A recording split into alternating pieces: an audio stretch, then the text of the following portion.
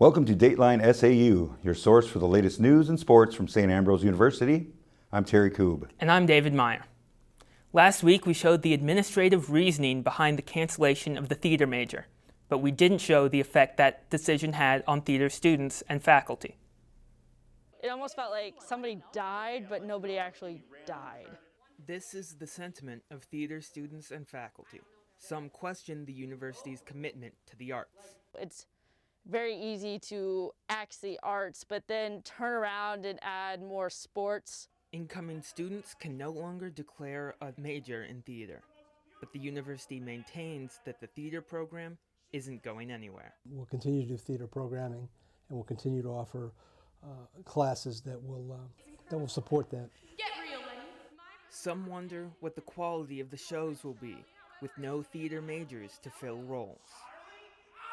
Not to say that the production quality will go down, but it's just, I think it will be a loss to not have the majors continually coming into the program. We rely not exclusively, but heavily on our theater majors. And I don't know what we will do when those people are gone. I can't imagine that the quality of our work will be as superlative as it has been in the past, simply because of lack of numbers. And with the lack of a major, longtime teachers are worried about their jobs. Tenure doesn't mean much if you don't have a program anymore. The last theater majors will graduate in 2025. Theater remains a minor at St. Ambrose. Some student athletes have had a challenging time balancing their classes with their game schedules.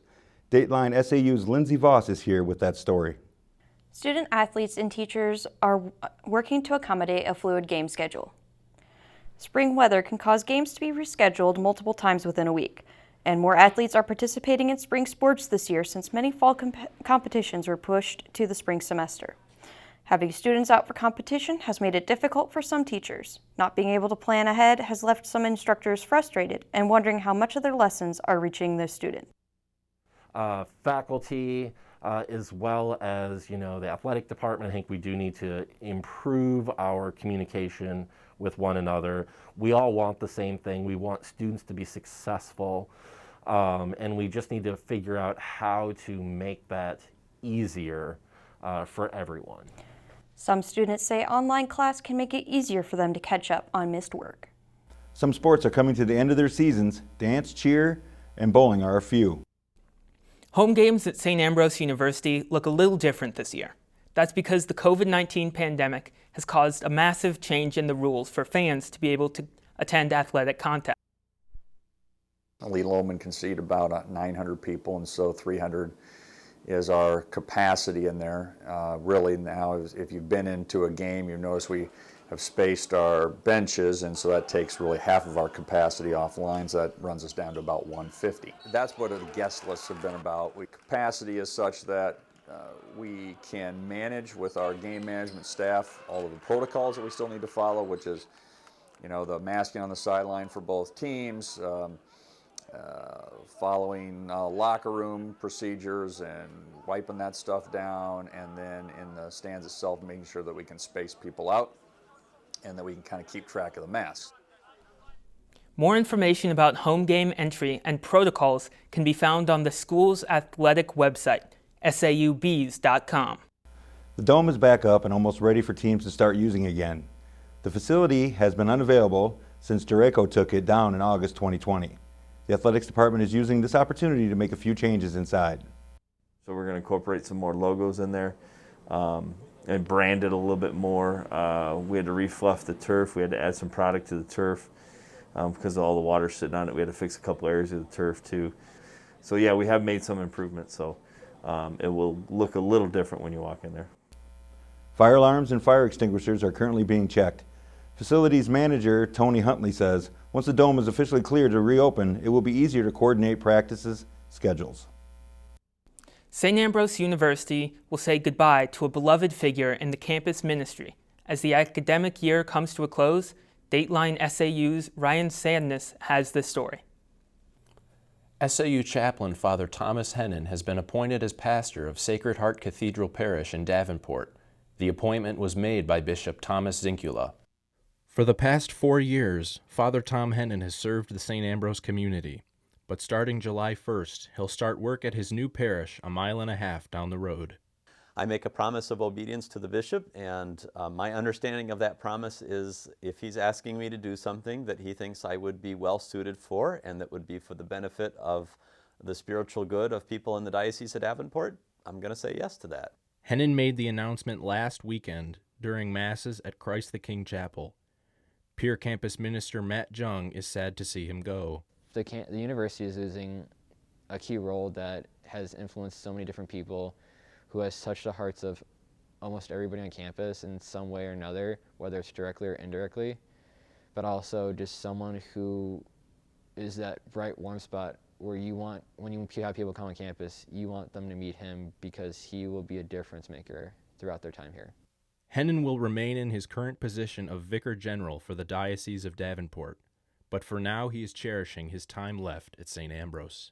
The thing I will miss most are the students and the daily interactions that I had with them, and the students that sit outside my office and do their homework and chit-chat and popping out there and talking with them and joking with them, and Wednesday night masses and Antioch retreats and just all of those different opportunities that you have to interact with students and kind of walk with them through their journey through college on a spiritual level, and I will miss that a great deal. Father Ross Epping is set to replace Hennen. Epping is a 2011 graduate of SAU. Epping also serves as the Vocations Director for the Diocese of Davenport. He will continue on in that role in addition to serving as the St. Ambrose chaplain. The St. Ambrose University learned that a former student athlete has died.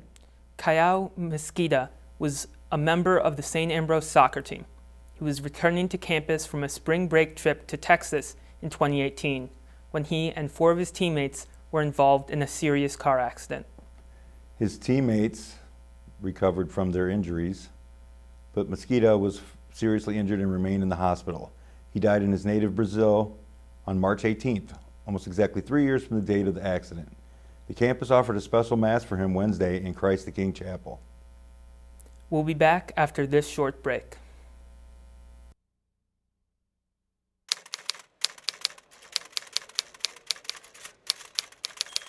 I knew that I wanted to go to a smaller school that was still located in the Midwest, and I remember when I toured here, I felt, compared to other schools, I felt like I was touring the place that I could picture myself next year. I could see myself studying in this library and taking these science courses.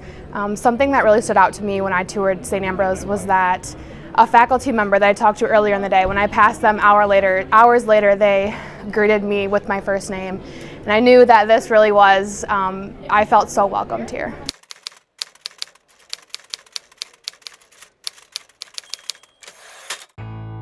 We're more than a radio station. We're your neighbors, investing time in our community. We're mentors, guiding the next generation of broadcasters. We're supporters of veterans, partners with social service agencies, and investigators of history. We're dedicated sports fans. We're committed to the stories that make the Quad Cities unique. We are KALA Radio, 88.5 FM, 106.1 FM. Turn it on, turn it up.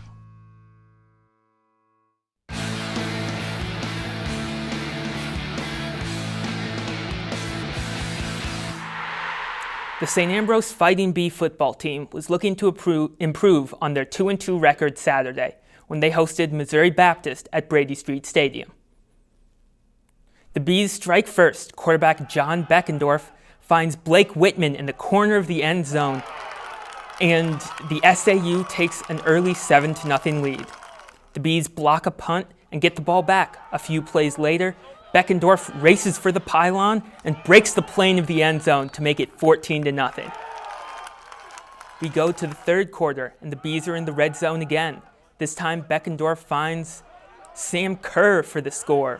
Bees up 21-0. But the story really is the Bee defense. They forced 4 Missouri Baptist turnovers, none bigger than this 81-yard pick six by Vince Shaw. And the Bees win in convincing fashion, 36-14. It was the 5th longest interception return in St. Ambrose history. In all, 5 different Bees scored touchdowns, as St. Ambrose improved to 2-1 in the Mid-States Football Association Conference, 3-2 overall. The St. Ambrose women's lacrosse team remained undefeated with an 18-8 win at Culver Stockton. Delaney Ostad led the way with 5 goals. Maddie Wiltrot added 4. The victory gives the Bees their best start in the history of the program. They are currently receiving votes in the latest NAIA national ranking. The men's lacrosse team fell behind early and couldn't close the gap with the number 3 team in the country. 6 Bees found the net for St. Ambrose as the Bees fall to 6-2 on the season, 3-1 in the conference. In spite of the loss, the men moved up 1 notch to 5th in the latest NAIA national rankings. The women's varsity bowling team rode a strong second-day performance to finish 2nd out of 25 teams in the 20th annual Leatherneck Classic. The men's squad placed 8 out of 32 teams. The women's JV squad was 5th out of 8 teams, while the men's junior varsity placed 8th among 14 teams. The contests were held at 3 Quad City area bowling locations. The women's volleyball team took on the Lincoln College Lynx Tuesday. The Bees used a strong performance from Jill Kavalauskas, who had 21 kills and 15 digs. St. Ambrose grabbed the first set easily, but struggled in the second, dropping it 25-23. But the Bees would respond well, winning the next 2 sets to clinch the game, taking them to an overall record of 13-7. After dropping 2 of its first 3 games of the season, the SAU softball team has now extended its winning streak to 5 with a doubleheader sweep at Trinity Christian on Wednesday.